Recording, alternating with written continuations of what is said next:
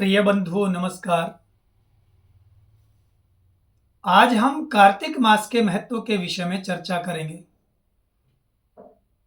कार्तिक मास सभी मासों में पावन मास है। वैसे तो भारतीय परंपरा के अंतर्गत आने वाले सारे के सारे महीने अपना विशेष महत्व रखते हैं। सबका अपना धार्मिक और सांस्कृतिक महत्व होता है।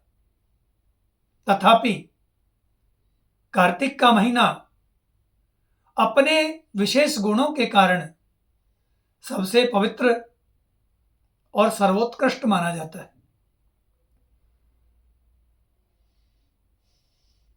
एक धर्मशास्त्र की मान्यता के अनुसार संसार के नियंता, संसार के पालक भगवान विष्णु, विष्णु कौन?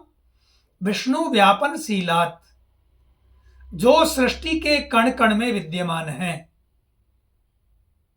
वो भगवान विष्णु कार्तिक मास में जल में वास करते हैं।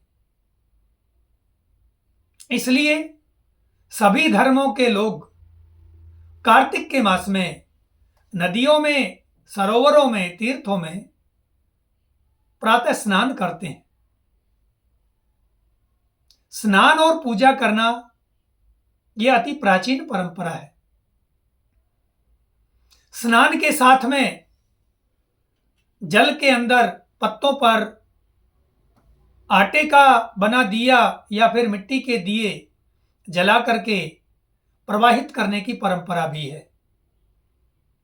उत्तर या पूर्व की ओर मुख करके देवताओं या पितरों के निमित्त जल में प्रवाहित किया गया जो दीप है, निश्चय ही वो घर में सुख समृद्धि की वृद्धि करने वाला और परिवारजनों के स्वास्थ्य का लाभ देने वाला ऐसा माना गया है। भगवान विष्णु की पूजा के साथ में प्रातः तुलसी की पूजा का भी विधान है। भगवान विष्णु और तुलसी को धूप, दीप, नैवेद्य आदि अर्पित करके भगवान नाम संकीर्तन के साथ उसकी परिक्रमा की जाती है। ऐसा करने से व्यक्ति अपने पापों से, जन्म जन्मांतर के कष्टों से मुक्त हो जाता है।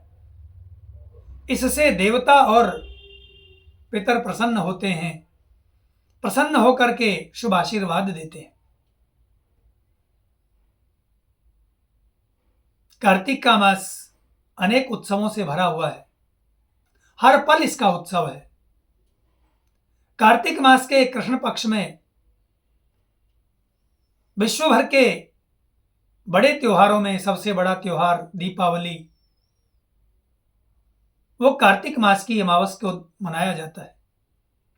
5 दिन तक चलने वाला ये दीपावली का शुभ त्योहार मां लक्ष्मी की जिसके ऊपर कृपा होती है तो निश्चय ही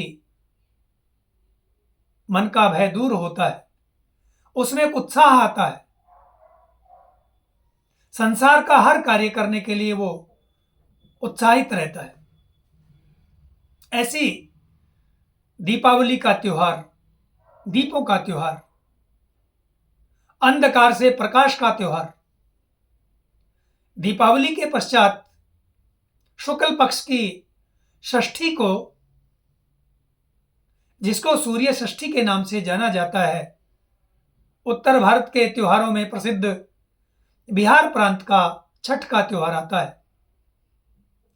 छठ का त्योहार जिसमें षष्ठी के दिन डूबते सूर्य को यानी अस्त होते हुए सूर्य को अर्घ्य दिया जाता है और सप्तमी के दिन उदय होते हुए सूर्य को अर्घ्य दे करके व्रत पूर्ण किया जाता है, व्रत का उद्यापन किया जाता है।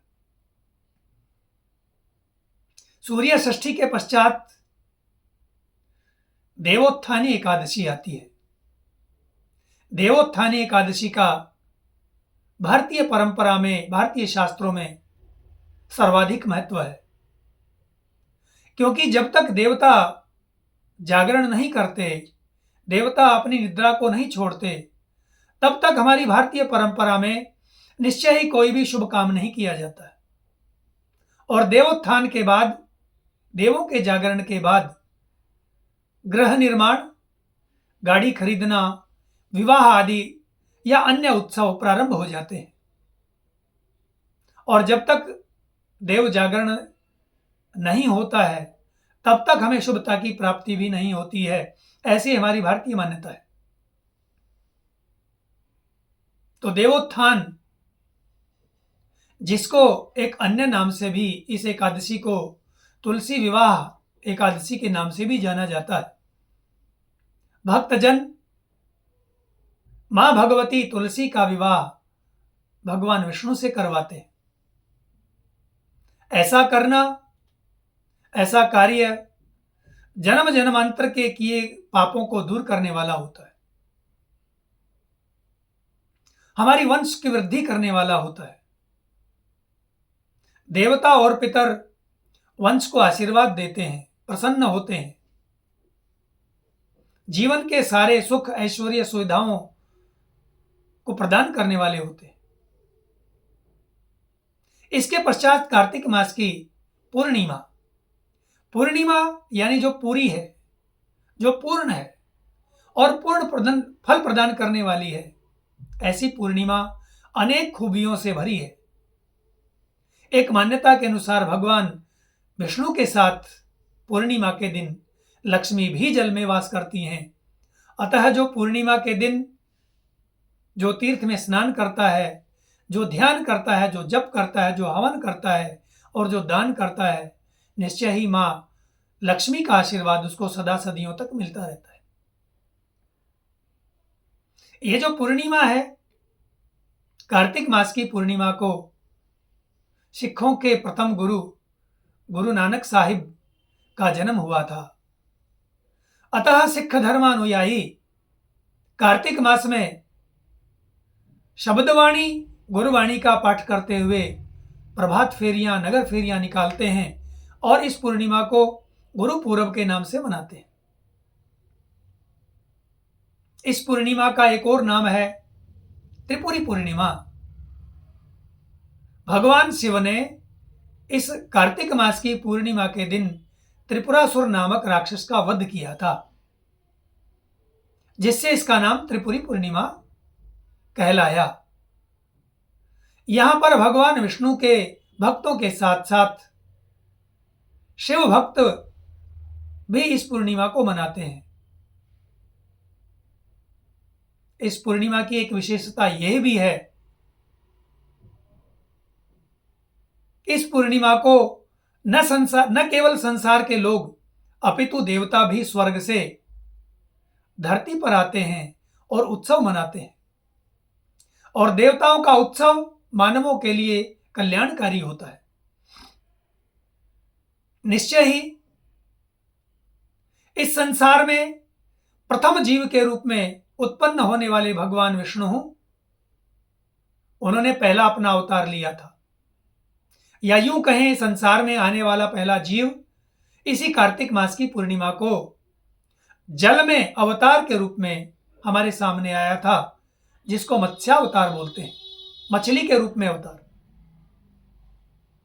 तो ये कार्तिक मास की पूर्णिमा संसार के लिए कल्याणप्रद, कष्टों को हरने वाली, संतान को देने वाली, ऐश्वर्य सुख समृद्धि को वृद्धि करने वाली, रोग शोक को नष्ट करने वाली और निश्चय ही भक्ति से परिपूर्ण है। हम सबको कार्तिक मास की पूर्णिमा को तीर्थों में स्नान करना चाहिए। यदि तीर्थ में जाने की आपकी सामर्थ्य नहीं है या किसी कारणवश आप नहीं जा पाते हैं, तो घर में ही जब आप जिस जल से स्नान करते हैं तो उसमें गंगा जल डाल करके आप स्नान करते हैं, तो आपको उतना ही पुण्य प्राप्त होगा। आप सबको भगवान विष्णु का सदा आशीर्वाद मिले, यही शुभकामना।